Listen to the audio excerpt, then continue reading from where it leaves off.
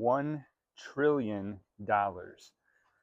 That's what Elon Musk may now be worth after SpaceX's initial public offering. And here's another number, 13.7%. That's how many US households were food insecure in 2024. And I don't think we can talk about one of those numbers without talking about the other. Hi everyone, I'm Daniel, and this is American Affordability. Because this writer's article that I read is obviously a massive business story.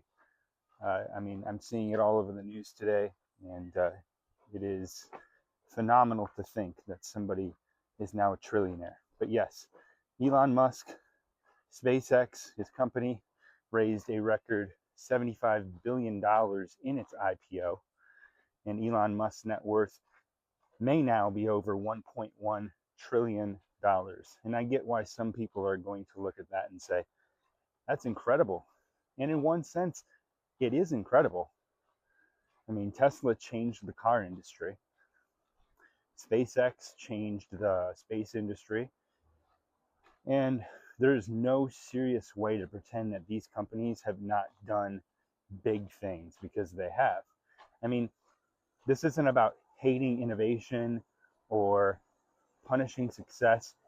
That's not the point. The point is that when one person reaches a level of wealth so extreme that the word billionaire is no longer big enough, I think we're allowed to pause for a second.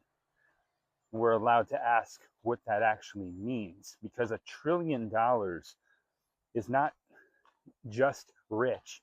It's not just successful or that he made it.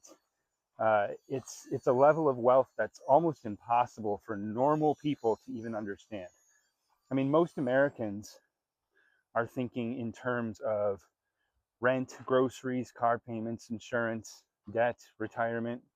Talk about it almost every day here on the channel.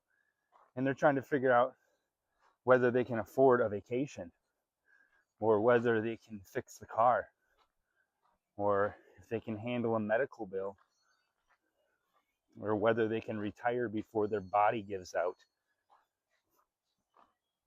And then the headline comes across, the world's first trillionaire. I mean, what are regular people supposed to do with that? I mean, are we supposed to clap? Are we supposed to feel inspired? Are we supposed to act like this is proof that the economy's working? Because I don't think that's how a lot of people feel right now.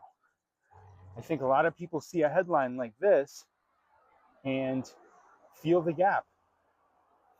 What do I mean by the gap? I'm talking about the gap between the economy we're told is strong and the economy that people are actually living in. The gap between the stock market headlines and grocery store receipts. Or the gap between billionaires becoming trillionaires and ordinary families still feeling one emergency away from falling apart. And that gap is really what this video is about. And to be fair, most of this wealth is not cash. And that does matter. Elon Musk does not literally have $1 trillion sitting in a checking account. I mean, this is mostly just company ownership. So you're talking about stock value, you're talking about market value, paper wealth. If the stock rises, the number rises. If the stock falls, the number falls. So yes, there's a bit of a nuance here, but that does not make the conversation meaningless, because wealth is still power. You know, we all know wealth is influence. We all know that wealth gives someone access that many other people don't have. It gives someone control, and it gives someone the ability to shape industries, politics, media, technology, and public conversation. And when wealth becomes that concentrated It stops being just a personal finance story or a Forbes headline. It becomes a story about the kind of society that we're building. I mean, what kind of society are we building? Well, like I said, in 2024, 13.7% of US households were food insecure. 13.7%. And for households with children, it was higher than that. It was 18.4%. So you're talking nearly 20% of US households in the year 2024 that had children were food insecure. So we're talking that while one man is crossing into trillionaire territory, nearly 1 in 5 households with children had trouble reliably getting enough food at some point during the year. And really, that should bother us. I'm not here to tell you what to think. I'm just telling you my thoughts. And I don't care what political party you belong to, and I don't care if you love Elon Musk or you hate Elon Musk, or if you drive a Tesla or don't drive a Tesla. Children going hungry in one of the wealthiest countries on the planet should bother everyone. And that is why this headline hit me the way it did. Because it's not just a headline about Elon Musk. At this point now, it's a mirror. And it shows us what we can celebrate. And it also shows us what we can tolerate. We celebrate the first trillionaire. And we tolerate hungry kids. We celebrate these massive IPOs, and then we tolerate families having to use credit cards to buy groceries. We choose to celebrate record valuations, and then we tolerate workers being told there's no room in the budget for raises. So at some point, I think we have to ask, what exactly are we calling progress? Because if the economy creates a trillionaire, but we have millions of people that are still feeling financially trapped, then that's not a complete success story. It's literally a contradiction. And I think this is why so many Americans feel frustrated right now. They're not necessarily mad because someone else succeeded. Most people are not sitting around angry that someone built a company. Most people are not demanding to be billionaires. They're just asking for stability. They want rent that does not eat, half of their paycheck. They want groceries that don't feel like they're a massive financial event. People want health care that doesn't scare them. They want their kids to eat. They want to save just, a little bit of money on the side. And they want to retire someday. I think we all do. They want to believe that if they work hard and make decent decisions, that they can actually build a life. I mean, that's not jealousy, that's dignity. And I think we need to get better at saying that out loud. Because every time someone criticizes extreme wealth, someone immediately says, oh, you just hate rich people. No. That's too easy. And that shuts down the conversation before it even starts. This is not about hating rich people. This is about asking whether a healthy country should be comfortable with this level of imbalance. I mean, I live in Tampa. I see nice houses. I see Teslas. I see people doing well. I see literally, NHL players and NFL players, what their homes look like here. And, I don't look at that and think that person should feel guilty. That's not how I see the world. If someone works hard, they build something, If they save money, they buy a nice car, they live in a nice neighborhood, I mean, good for them.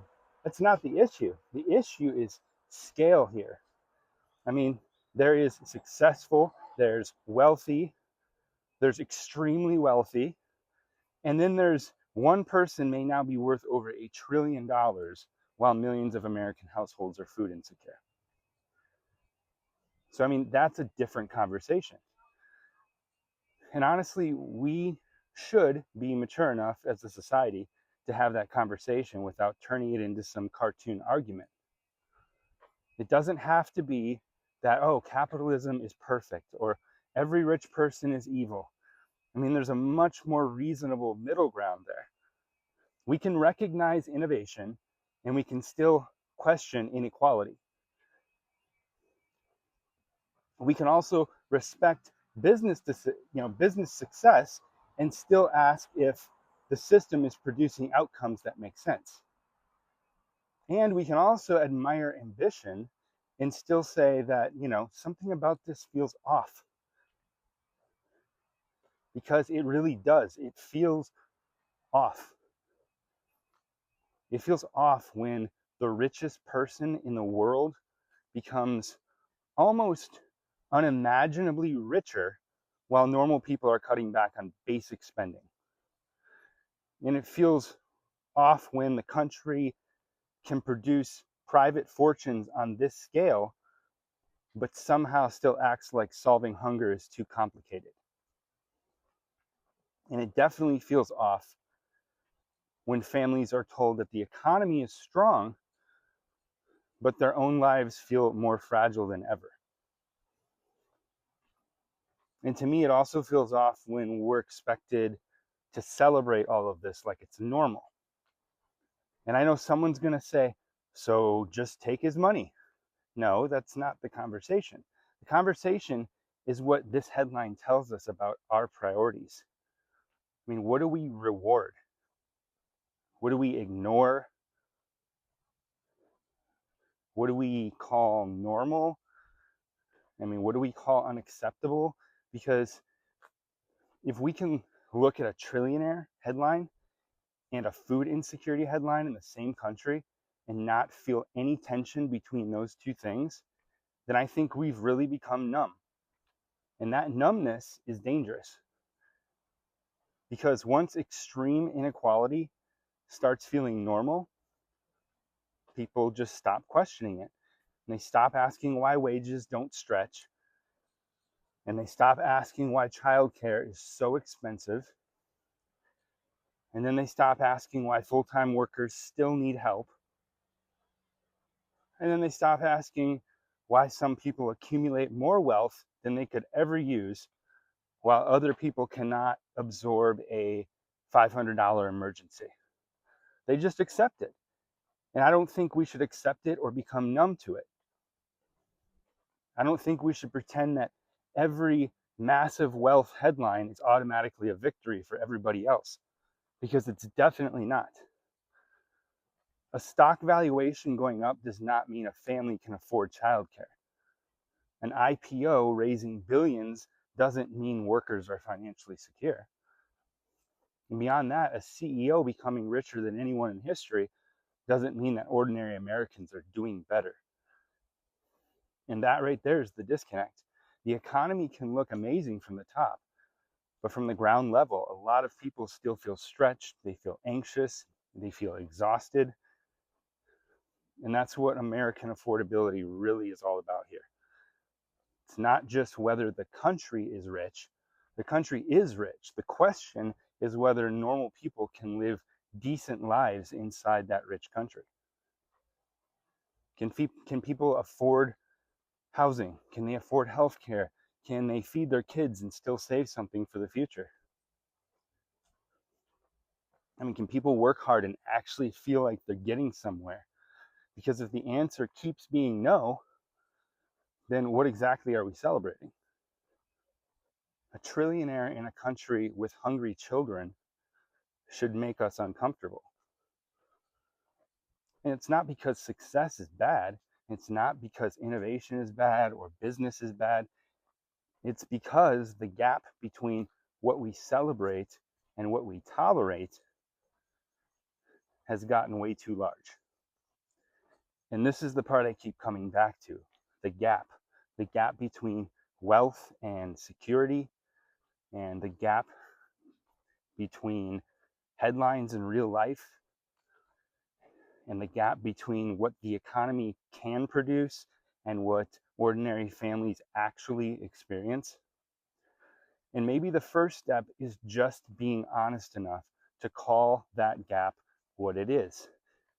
Because if we can't look at a trillionaire headline and an insecurity headline, then what are we doing? I mean, what makes us say something's off? Is it going to be 2 trillion, 5? Because at some point, it's not inspiration anymore.